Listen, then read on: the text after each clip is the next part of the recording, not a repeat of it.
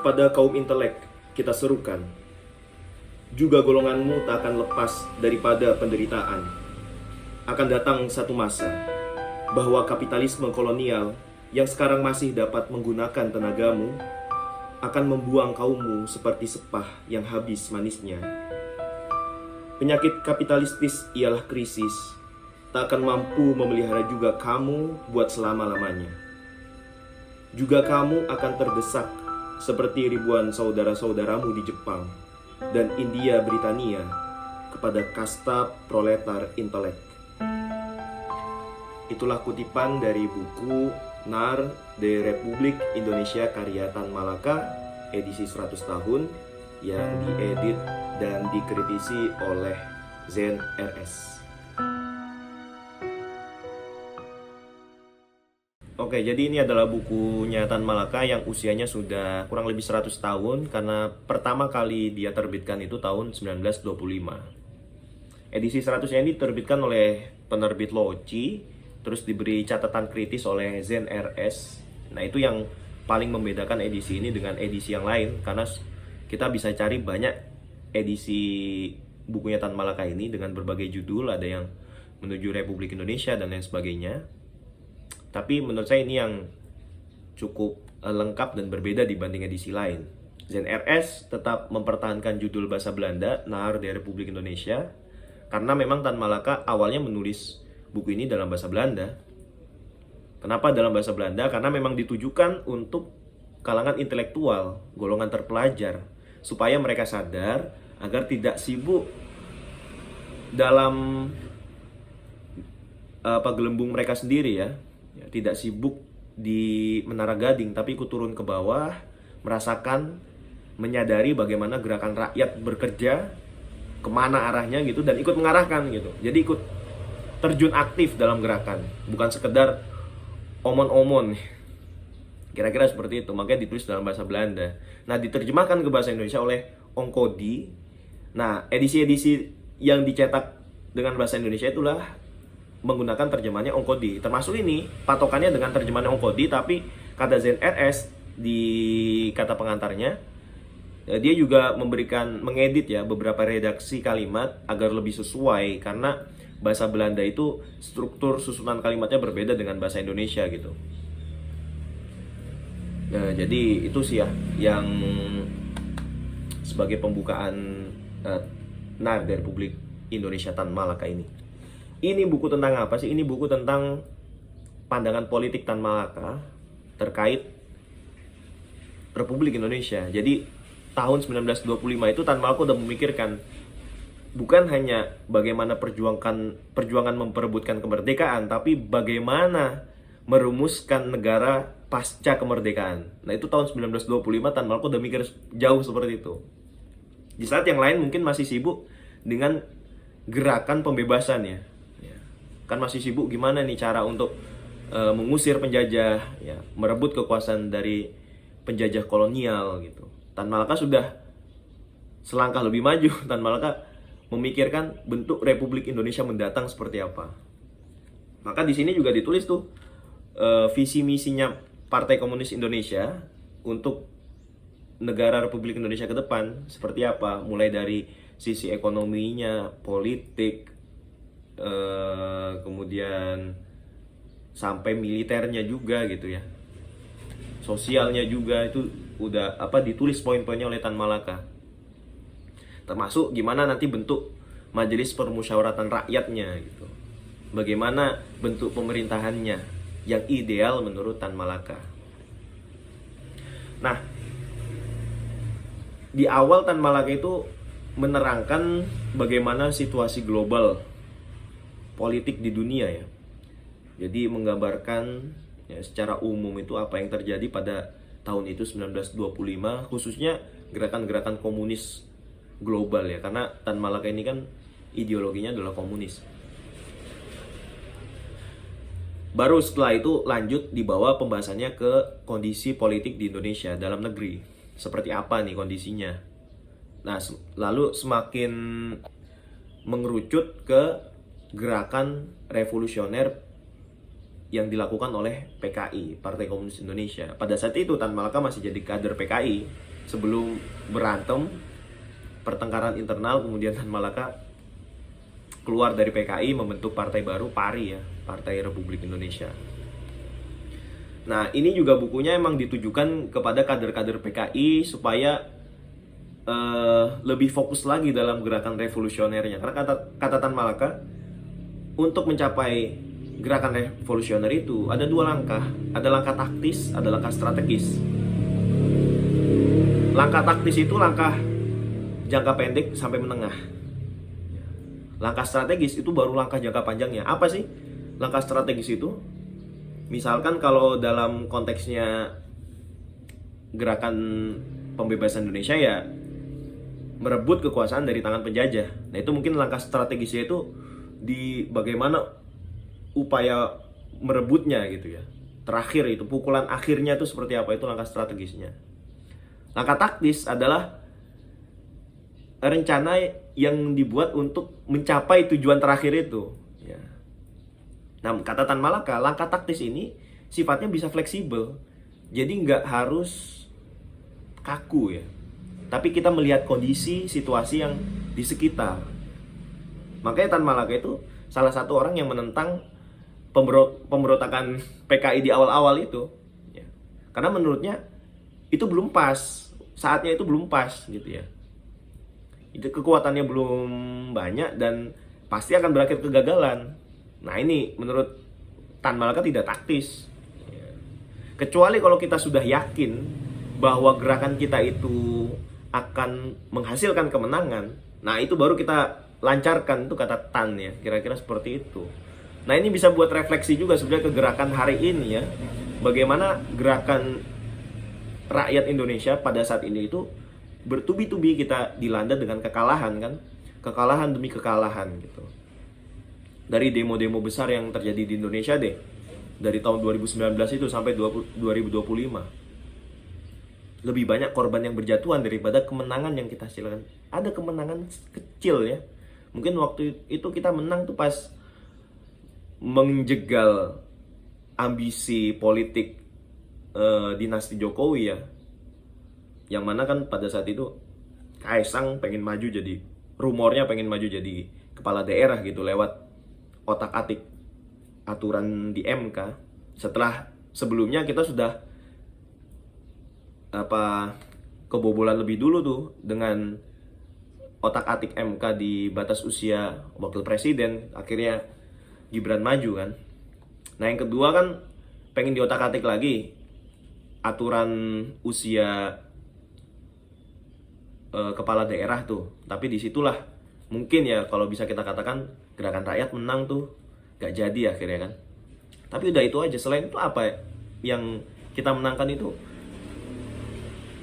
hampir tidak ada gitu. Bahkan yang terakhir itu untuk revisi UU TNI ya, dui fungsi ABRI kembali itu kan, bagaimana militer masuk kembali ke ranah sipil, itu kita juga kalah gitu. Banyak korban berjatuhan di kalangan sipil sendiri saat demo besar itu. Nah itu mungkin kita bisa membaca buku ini tuh sekaligus merefleksikan gerakan Indonesia pada masa ini. Kenapa kita berkali-kali mengalami kegagalan gitu. Berarti langkah taktis kita ini salah gitu. Ada yang salah dengan langkah taktis kita. Bagaimana caranya supaya kita menang ke depannya itu ya. Mungkin kita mesti lebih fleksibel, lebih bisa melihat keadaan, kondisi, situasi ya saat itu ya, dibandingkan mungkin langsung kita ingin semuanya jadi gitu. Nah dalam hal ini saya boleh katakan Tan Malaka itu adalah orang yang cukup pragmatis dalam artian untuk mencapai idealismenya itu di tengah jalan kita harus fleksibel itu. Pokoknya tujuan akhirnya Surabaya, kita boleh lewat jalur mana, mau lewat Pantura kayak mau lewat tol gitu. Pokoknya sampai ke Surabaya gitu. Jangan sampai kita maksain misalnya lewat jalan tol tapi nggak sampai gitu. Atau sebaliknya kita lewat Pantura tapi nggak sampai Surabaya, itu juga sama aja gitu. Yang terpenting adalah mencapai tujuan akhir. Nah di tengah-tengahnya itu taktik apa yang kita lakukan itu ikut kita harus peka dengan keadaan situasi politik sosial sekitar gitu. Suasana kebatinan masyarakat juga kita harus tahu gitu ya. Itu yang paling saya pelajari dari buku ini ya. Selain pemikiran Tan Malaka, bagaimana masa depan Republik Indonesia, yang sebenarnya kan luar biasa juga ya. Tahun 1925 itu udah mikirin Republik Indonesia nanti seperti apa. Padahal ini belum merdeka Indonesia pada saat itu kan.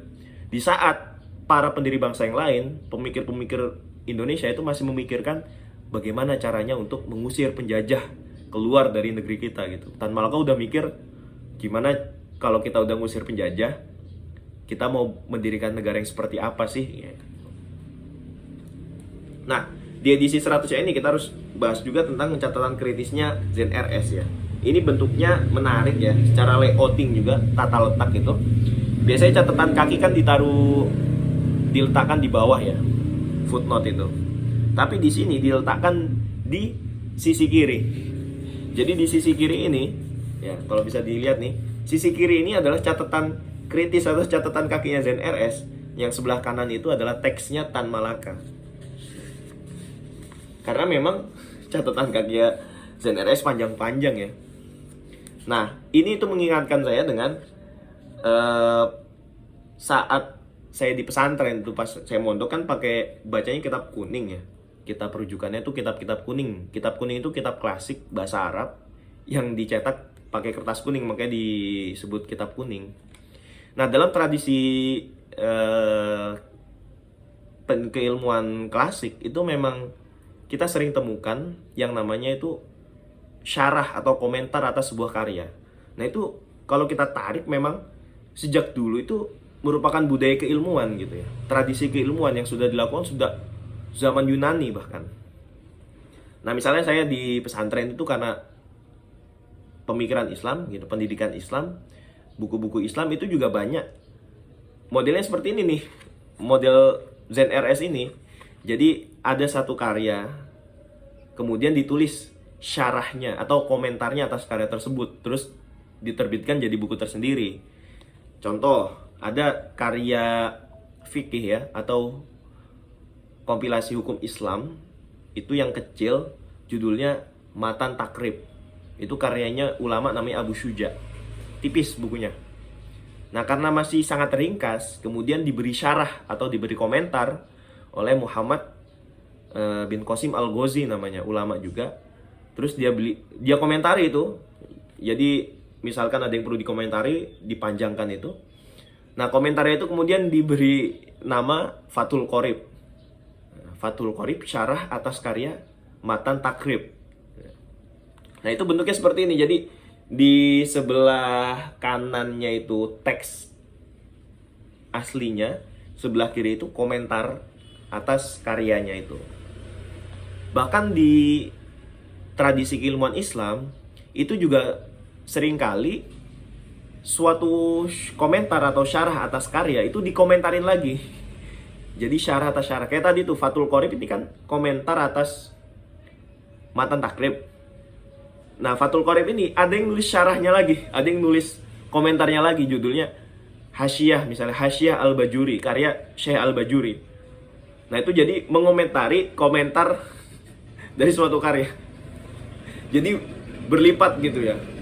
Nah, itu biasa tuh di tradisi keilmuan Islam seperti itu. Nah, ini membaca Nar dari Republik Indonesia edisi kritis ini, saya teringat dengan tradisi keilmuan itu.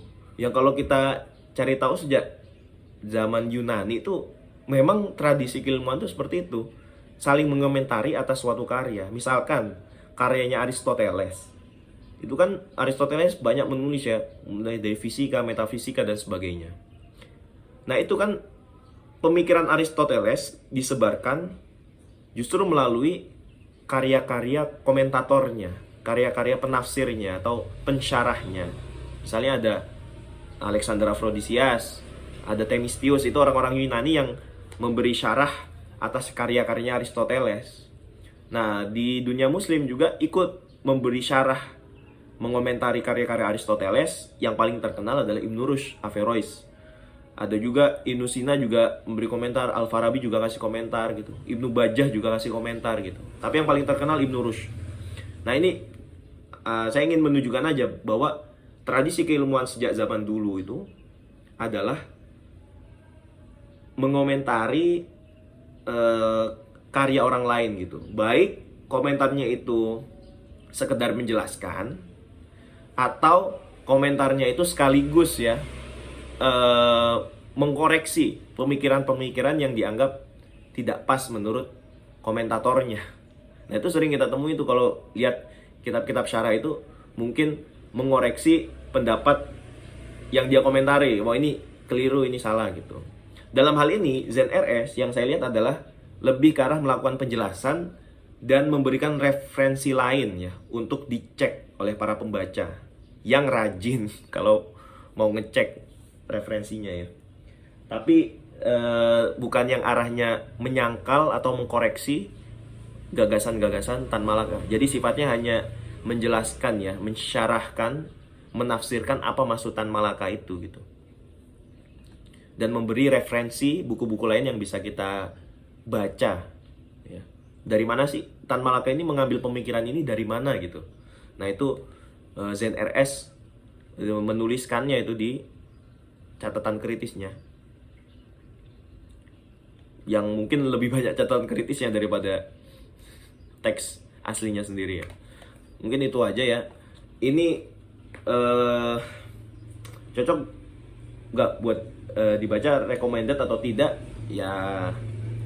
Saya sih merekomendasikan ya untuk teman-teman yang ingin mengetahui bagaimana pemikiran pendiri bangsa kita gitu, orang-orang pendahulu kita di masa lalu itu, bagaimana melihat Indonesia di masa lalu, itu saya rekomendasikan. Meskipun memang mungkin buku ini tidak untuk semua orang ya, selain karena bahasanya itu bahasa lama ya, kayak tadi yang saya bacakan kutipannya itu kan kental sekali ya. Itu bukan gaya bahasa yang biasa diucapkan sekarang. Kemudian ya bagaimanapun ini juga pembahasannya pembahasan politik, nggak semua orang juga suka politik ya. Tapi ya buat yang suka politik, yang suka pemikiran, nah ini buku ini cocok gitu ya untuk dibaca, terutama yang edisi ini ya, karena udah dikasih catatan kakinya sama ZRS gitu.